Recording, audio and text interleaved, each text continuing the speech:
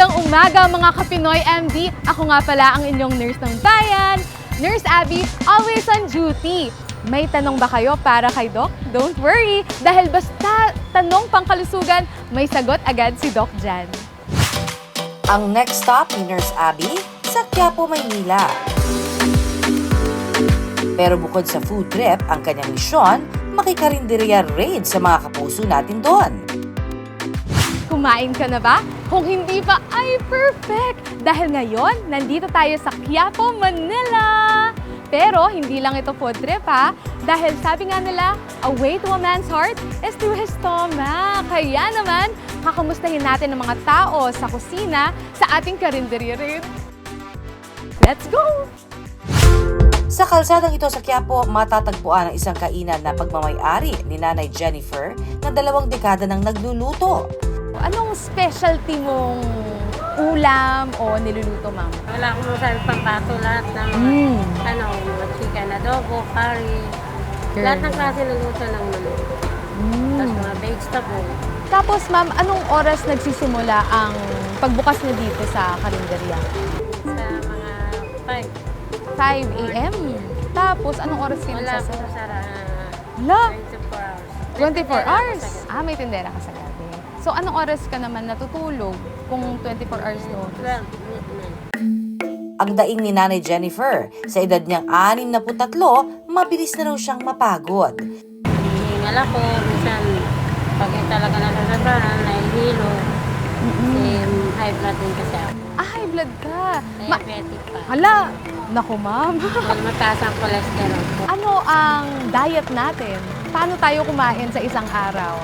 Mga ilang cups ba tayo ng kanin? Dati, dapat talagang cups ko half lang. Is po sobra. Nagiging 1.5. Pagka napalakas, nagiging 2 cups. Dahil madalas at mabilis mapagod si Nanay Jennifer, BP check muna tayo, Nanay Jennifer. 130/80 ka. Not bad, ma'am. Medyo elevated, pero since nagme-maintenance naman, buti na lang sumusunod. Okay, good. Pero ma'am, pahinga-pahinga din, no? Alam ko namang masipag ka, ma'am, pero di ba, enjoy naman mo na. Uy, huwag ka masyadong papagod dito. Kaya naman ang tanong ng bayan kay Doc, ipinaabot sa ating nurse ng bayan. Doc, totoo ba na dahil sa edad ay mas mabilis mapagod ang tao? Of course, talaga naman ang ating katawan, ang organs natin, lalo na ang puso natin, habang tayo nagkakaedad, pwede naman talagang pumalya yan. No? Pero pwede nating mapabagal ang pag-edad o na nakaakibat ng pagpalya ng ating puso. Number 1, of course, tingnan natin yung control ng ating presyon. Pag mataas ang blood pressure, maaari itong magdulot ng sobrang resistance sa ating puso. The more natin itong ini-stretch, no? Darating po ang punto maaabot niya na yung limitasyon ng kanyang stretch at dyan na po magiging dahilan kung bakit magmamanifest po kayo ng failure symptoms. Bale, ito, pinapabigay ni PMD. Maraming salamat, ma'am. First aid kit to, ma'am. So, meron ditong, kunwari, pag nasugatan ka, syempre, naghihiwa ka lagi, di ba, ma'am? Meron din dito paracetamol, pag ikay biglang nilagnat. So, ito ay para sa inyo, ma'am. Sabi nga nila, kapag may usok, may nagluluto. Katulad na lang ng kainan na ito na patok ang mga pagkaing nakatusok. Pero isa sa mga kalaban ng mga tindera dito ay ang usok. Kung pasiklaban lamang daw ng ulam, may panlaban dyan ang tinderang si Hamida. Bukod kasi sa mga lutong ulam, mayroon din daw siyang tindang inihaw. Bale, sa isang buong araw, ma'am, gaano katagal po kayo nag-iihaw? Bale, buong araw po kasi minsan mag-start kami mag-ihaw alas 2 hanggang sa gabi na alas 12 ng gabi. Ay, ganun kalit. Ay, hindi ka po ba nahihirapan? Kasi lagi kang exposed po sa usok dito, hindi lang sa pagluluto, pero pati yung mga sasakyan dito.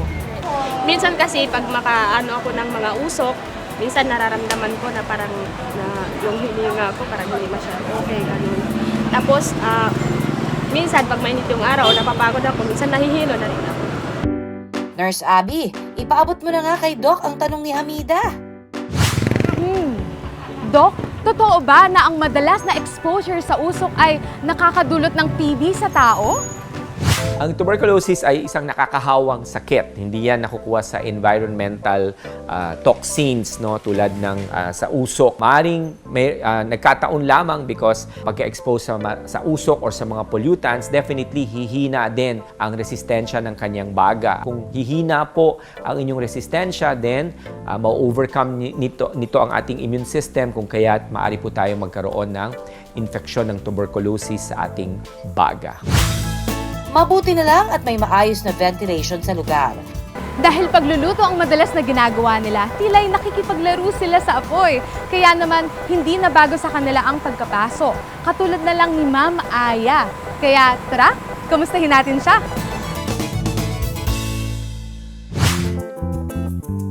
Ang 39 anyos naman na si Aya, madalas daw mapaso kapag nagiinit siya ng paninda niyang ulam. Anong ginawa natin nung napasok ka? Wala po ta. Sabi ko, aray, yun lang, aray. Tapos nilagyan ko ng ice. Yun lang po. Yelo lang. Yun lang, yun ang ginagamit. So mismong yelo ang nilagay mo doon? Yelo po. Okay. Yun ang usual na ginagawa mo pag ikay napapasok? Oo, yun lang po. Ice lang. Ice lang ginagamit ko talaga. Kasi para mawala yung mainit na to. Wala ka namang nilalagay ng ointment, anything? Yun lang po. Dok, totoo nga ba na isa sa mga magandang lunas para sa pagkapaso ay yelo? Pwede naman cold temperature, or much better kung halimbawa napaso po kayo, ang immediate na gawin ninyo is itapat nyo po sa running water, no? So aside from magkakaroon ito ng cooling effect, no, at the same time kung sakali man may mikrobyo, malilinis pa din natin. So it will also prevent contamination ng napaso po ninyong sugat. Mabuti na lang at laging may baong health tips si Nurse Abby at may first aid kit pa. Ang payo ng mga eksperto, hugasan ang parte na napaso sa running water. Sunod na pahiran ito ng burnt ointment. Makakatulong din ito para mabawasan yung number one, yung sakit, no? At the same time, para mas madali ding gumaling. Magluto ay di biro, maghapong nakatayo. Yan naman daw ang halos araw-araw na sakripisyo ng 37 anyos na si Joselito. Halo rito, halo ron. Kahit mahirap ang trabaho, tumagal daw ng 19 years sa isang kainan si Mang Joselito.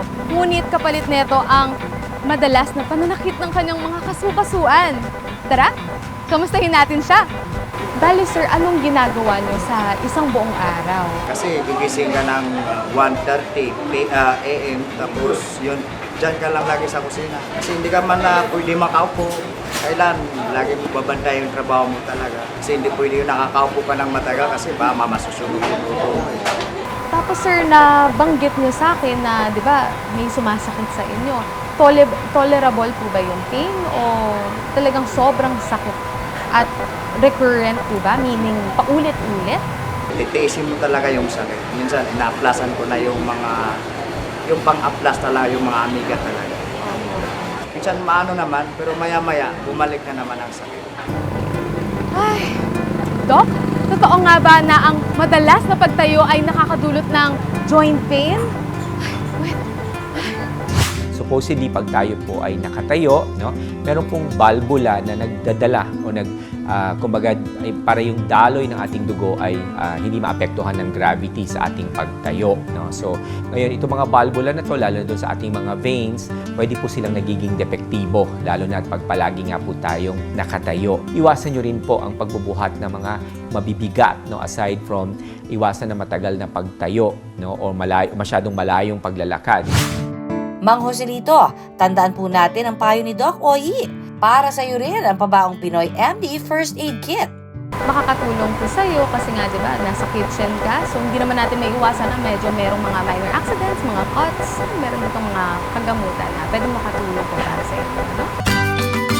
Mga kapuso, tandaan, kahit maghapon tayong kumakayod, pahinga-hinga rin pag may time at laging pakinggan ang katawan at pakaingatan ang kalusugan. Mga ka-Pinoy MD, basta katanungan at serbisyong pangkalusugan, sagot na namin yan!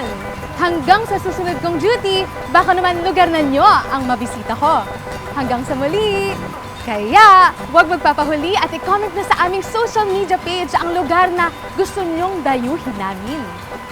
Muli, ako po si Nurse Abby, always on duty for Pinoy MD.